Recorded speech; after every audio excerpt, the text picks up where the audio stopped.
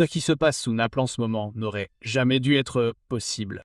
Au cours des dernières semaines, les habitants de la caldeira de Campi Flegrei ont commencé à remarquer quelque chose de terrifiant. Les sols se réchauffent par en dessous. L'asphalte rayonne de chaleur, les murs suintent de plâtre boursouflé. Des endroits qui devraient être en pierre froide donnent maintenant l'impression que quelqu'un a allumé un four sous la ville. Et selon les analyses thermiques, certains de ces points chauds sont suffisamment chauds pour déformer les matériaux ménagers. Ce n'est pas normal. Et les scientifiques affirment que la propagation soudaine de la chaleur est le développement le plus alarmant que Campi Flegrei ait connu dans l'histoire moderne. Mais qu'est-ce qui a changé sous Naples? Et pourquoi maintenant? Des témoins oculaires depuis Aghiano et de la région de Sulfetta ont commencé à rapporter le même détail troublant. Leur maison se réchauffait de l'intérieur, pas à cause des radiateurs, ni à cause des conditions météorologiques, mais à cause du sol lui-même. Certains décrivent des carreaux de céramique qui se ramollissent. D'autres disent que leur sous-sol ressemble à des fours industriels. Les parents déplacent les chambres de leurs enfants dans des couloirs plus frais. Des caméras thermiques indépendantes confirment que les bandes de chaussée de la ville brillent sur les cartes thermiques, comme si des incendies invisibles brûlaient sous la surface. Les autorités ont tenté de calmer les habitants en accusant le bradisme. Le cycle naturel de montée et de descente du Campi Flegrei est connu, mais il ne s'agit plus de bradisme. La chaleur est trop forte, la propagation est trop rapide, et le schéma est complètement nouveau. Qu'est-ce qui pousse cette chaleur vers le haut? Pour comprendre ce qui se passe, il faut d'abord savoir ce qui se trouve sous Naples. Le Campi Flegrei n'est pas un volcan unique comme Vuvius. C'est un système souterrain de 15 km de large, une immense cuvette volcanique créée par deux éruptions préhistoriques si violentes qu'elles ont remodelé le sud de l'Italie. La première, il y a environ 39 000 ans, a recouvert une grande partie de l'Europe de cendres. La seconde, il y a environ 15 000 ans, a laissé derrière elle la dépression géante qui abrite aujourd'hui 3 millions de personnes. Pendant des siècles, le système a mijoté sans dormir. Il a lentement accumulé de la chaleur, du gaz et de la pression. Et au cours des 2 dernières décennies, ce bouillonnement a commencé à s'accélérer. Mais au cours de l'année écoulée, quelque chose a radicalement changé. Les radars satellites montrent que Campi Flegrei s'élève lentement depuis 2005, mais récemment, ce soulèvement a triplé. Des blocs entiers de Putsui sont désormais sensiblement plus hauts qu'auparavant.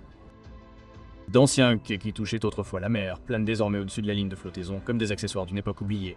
Et chaque élévation du sol apporte quelque chose d'autre avec elle. Des tremblements. Plus de 50 000 petits séismes au cours des dernières années. Chacun d'eux est une fracture ouvrant des voies microscopiques à travers la croûte. Les scientifiques les appellent des cheminées. Des fissures qui laissent s'échapper la chaleur et le gaz. Et chaque nouvelle cheminée amincit le couvercle qui maintient le système magmatique contenu. Cet amincissement pourrait être l'évolution la plus dangereuse de toutes. Car une fois que le couvercle s'affaiblit, la pression trouve un moyen de s'échapper. Au cours du mois dernier, les émissions de gaz à travers la caldeira ont changé à la fois en termes de force et de composition chimique.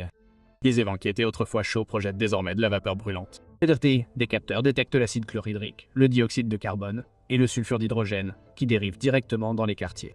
Les rampes métalliques se corrodent pendant la nuit. Les animaux domestiques vomissent à cause. Les gens se réveillent avec les yeux qui brûlent et les poumons irrités. Puis est arrivée la découverte qui a tout changé.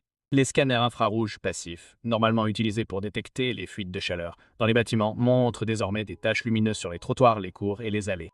La chaleur ne monte pas seulement dans les cheminées volcaniques. Elle monte à travers la ville. Et cela ne devrait jamais arriver. La chaleur à la surface signifie que quelque chose de plus profond a changé. Sous n'importe quel volcan, le magma est maintenu en échec par la roche solide qui le surplombe. Une épaisse barrière emprisonne la pression. Mais lorsque cette barrière se fissure, la pression n'est plus confinée. Les gaz emprisonnés à l'intérieur du magma commencent à s'échapper vers le haut. Lorsque ces gaz s'en vont, le magma restant devient plus léger, plus porteur et commence à monter plus vite. C'est le schéma classique avant une éruption. Les scientifiques comparent ce qu'ils observent maintenant à l'éruption de 1538 qui a créé Monte Novo. Lorsque des semaines de séisme se sont terminées par un réchauffement soudain du sol, de violentes explosions de vapeur et la naissance d'un cône volcanique en seulement 7 jours. Mais Monte Novo était minuscule comparé à ce dont Campi Flegrei est capable. Cette fois, le système semble plus grand, plus chaud, plus pressurisé, et sous une ville moderne. Alors que se passera-t-il si le couvercle cède aujourd'hui? Si Campi Flegrei seront, les premiers signes seraient probablement des explosions phréomagmatiques. Parce que les eaux souterraines entrent en contact avec la chaleur croissante et se transforment en vapeur surchauffée. Le résultat est violent. La croûte se brise, une colonne de cendres explose dans le ciel. Des ondes de choc se propagent à travers la ville. Puis viennent les ondes pyrolastiques, des nuages de gaz, de cendres et de débris se déplaçant rapidement et dont la température dépasse 400 degrés Celsius. Ils se déplacent à la vitesse d'un ouragan, aplatissant les bâtiments et engloutissant tout sur leur passage en quelques secondes. Au-delà de la zone immédiate de l'explosion, Les retombées de cendres pourraient atteindre l'aéroport, les principales autoroutes et même certaines parties de l'Europe selon la direction du vent. Et Naples, construite comme un amphithéâtre naturel, canaliserait et répercuterait les ondes de choc entre les crêtes. La destruction ne serait pas seulement physique. Elle paralyserait instantanément les transports, l'électricité et les communications. Mais le plus grand danger n'est pas l'éruption elle-même. C'est ce qui se passe dans les minutes qui la précèdent. L'Agence italienne de protection civile a déjà élevé le niveau d'alerte à 2 reprises cette année. Les cartes montrent des zones rouges et jaunes délimitant des dizaines de milliers de personnes qui pourraient n'avoir que quelques minutes pour s'échapper. Les écoles pratiquent des exercices d'évacuation. Les hôpitaux répètent les transferts de patients. Les bus sont prêts pour le transport d'urgence. Mais Naples est une ville ancienne. De nombreuses rues sont étroites, sinueuses et facilement bloquées. Les autoroutes sortantes sont limitées. Et si une éruption se déclenche, des nuages de cendres ou des fontaines de lave pourraient couper les voies d'évacuation au moment même où elles sont le plus nécessaires. L'évacuation, même avec une planification parfaite, serait chaotique. Et puis les scientifiques regardent plus en profondeur, littéralement. Des équipes utilisant la tomographie muonique, une technique qui suit les particules cosmiques traversant la roche, ont découvert des zones de faible densité à seulement quelques centaines de mètres sous la surface. Ces poches suggèrent une ascension de magma ou des cavités gazeuses. Une autre équipe mesurant la résistivité électrique a découvert de nouvelles voies canalisant la chaleur et la vapeur directement sous le sulfatara. Toutes les méthodes sismiques, chimiques, thermiques et d'imagerie aboutissent à la même conclusion. Campiflègre est sous pression critique et sa croûte perd de son intégrité. Alors que les scientifiques débattent des seuils exacts, les habitants n'ont pas besoin d'instruments pour savoir que quelque chose ne va pas. Ils le ressentent dans les cuisines. Le pain lève trop vite. L'eau du robinet est chaude même sans chauffage. Les terrains de football sont mous sous les pieds et presque spongieux, comme si la terre respirait.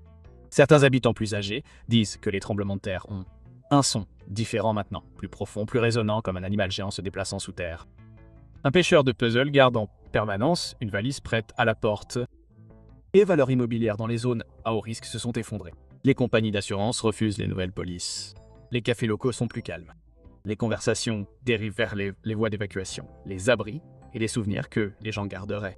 La vie quotidienne continue, mais avec une ombre qui plane au-dessus d'elle. Et le scénario suivant, que les scientifiques craignent, est encore plus compliqué.